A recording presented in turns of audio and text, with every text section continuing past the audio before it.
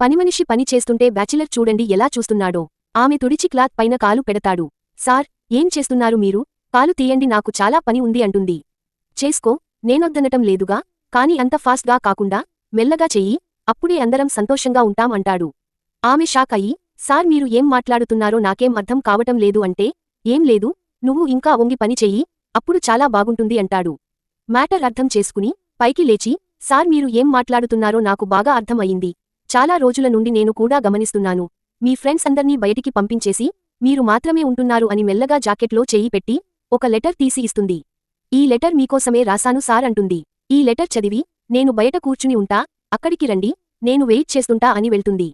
తర్వాత ఏం జరిగిందో చూసే ముందు, రైతులు పడే కష్టాన్ని ముందుగా గుర్తించేది ఎవరో తెలిస్తే వీడియోకి లైక్ చేసి మీ సమాధానం కామెంట్స్లో చెప్పండి. చూద్దాం మీలో ఎంతమంది రైతన్న కుటుంబం నుంచి వచ్చారో. లెటర్ చదివి పనిమనిషి దగ్గరికి పరిగెడతాడు.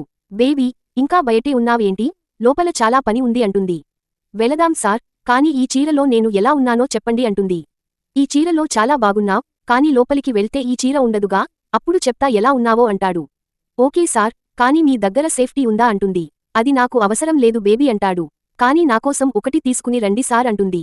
అలా బ్యాచిలర్ని లోపలికి పంపి రూమ్కి లాక్ వేసేస్తుంది. చివరికి బ్యాచిలర్ని పిచ్చోడిని చేసేసి రూంలో ఉన్న అన్ని వస్తువులు, డబ్బులు కొట్టేసి పారిపోతుంది.